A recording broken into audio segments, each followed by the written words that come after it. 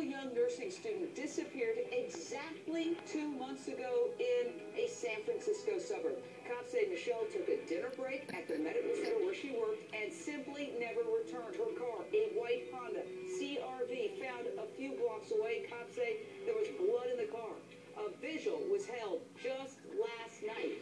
And take a look at the number of people there. Everybody devastated. There is now a $100,000 reward for information on where Michelle is. This entire community is in an uproar. People are really, really devastated. So take a look at this woman's photo. Do you recognize Michelle Lay? Somebody out there has to know something.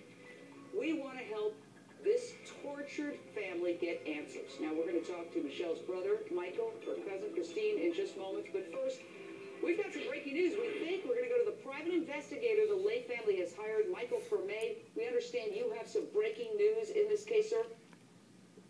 Jay, we do. We believe we've developed information last few days that there may have been a second or possibly third party involved in this.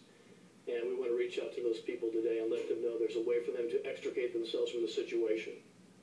Well, without naming names, let me go over a Google map, and then you can try to fill in the blanks. Because we understand Michelle disappeared from the Kaiser Permanente Hayward Medical Center in a suburb of San Francisco. Her last cell phone pings from her cell phone were 20 miles away in Niles Canyon. That would seem to be a very remote area. That's near the San Francisco East Bay, and that's where cops have been searching. Now, what do you know in the context of that? Well, in the context of the cell phone records, the police are still examining this information. I think some of what's been reported has been erroneous, and I think there's been other parts that may be truthful. I know the police are not going to comment fully right now, nor is anyone else on what's going on with the cell phone records. Without naming names, who do you think was involved and why? I think there were probably a number of people involved. I think initially that there was a thought there was one person involved. We now believe there's a second, possibly a third person. But why? Why? Why would they hurt this beautiful young woman who was doing nothing but doing hard work as a nursing student? What's the motive?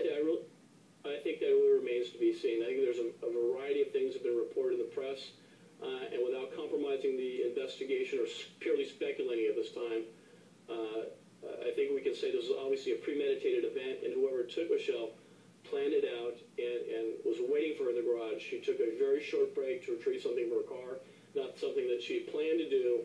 She had her cell phone with her. She left her purse in her car, and she never returned. All right. So, yeah, she was at the hospital. She took a break. You can see she drove a white Honda CRV. There was blood found in the car.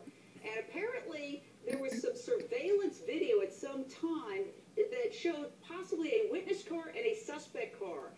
And then ultimately her car left the area of the hospital, the parking garage of the hospital, where there was surveillance video. But as per usual, it's grainy, and it's not good enough to really be helpful, which is something that drives me completely insane and crazy. If we're going to spend all these hundreds of thousands of dollars investigating this case, why not spend the money to make these surveillance cameras worth their while?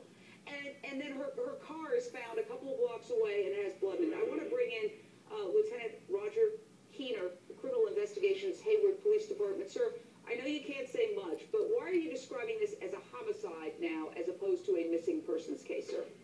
Well, you're right, and it's unfortunate that I can't say a whole lot, but I can tell you that the evidence that we have, not only the evidence that is currently in the lab, but some evidence results that we've already received, that evidence points in that direction. That she's dead? That this is a homicide, yes. Well, hold on a second, Lieutenant, because we want to get to the family. Christine Din, you are the missing woman's cousin, but you might as well be her sister. You grew up with her. She was extremely close to you. First of all, what has this family, your family, been going through these past 2 months since she vanished? It's been really hard. I'm here with Michael, and you know, we have each other for support, and we help each other out. But it's really tough knowing that there's someone else out there who knows more about our loved one than we do. If not multiple people knowing where she is than we do. And I think that's the most heartbreaking part. But we're staying strong and really determined, and we are determined to find her home and have her back with us. names, we understand that there is this woman that police have interviewed. They've interviewed about 25 people, and there's this one woman who apparently didn't like Michelle because she ended up dating somebody that this woman wanted for herself, an ex-boyfriend of this woman's. What do you know about that, Christine? I mean, wouldn't you know if your missing loved one had a boyfriend, and wouldn't you be able to trace it to this person? I mean, as far as I know that she had a lot of friends. I don't believe that she was dating anyone at the time, and, you know, it's sad because she is such a sweet, beautiful person that she was wrapped up in this almost gossip circle, and all I know is she didn't deserve to be harmed, and she didn't deserve foul play around her, and that is heartbreaking to hear about. Well, let's go back to what the cops said previously about the people they've interviewed. Check this out. We've interviewed 25 people specifically, approximately, and today even more. Every day the list grows. With that, there are people that are of interest to us. So I got to go back to Lieutenant Roger Keener.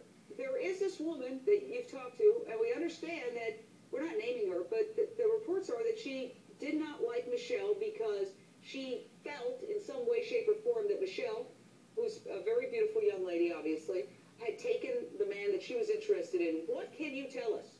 Is this a person of interest, this unnamed woman? In fact, it is, and she's been a person of interest from the beginning.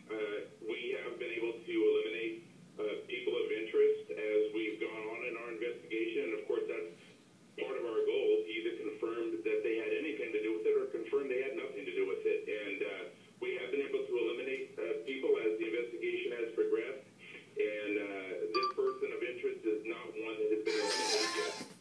Now, what about the boyfriend? If she was upset about a man, what about that man? Well, what's your question? Do we believe he has involvement in Michelle's disappearance? Yes. No. We've spoken to him extensively, and based on, not only his testimony, but testimony of others relative to his character, we don't believe he's involved in Michelle's disappearance. So there's this guy who is not involved, but there's this woman who may be harboring a resentment against Michelle, and so now I'm piecing it together where the private eye is saying that there could have been more than one person involved. So what I'm hearing is maybe this unnamed person solicited help from somebody else or paid somebody else to do something to this beautiful young woman. So as we sit on that and think about that for a second,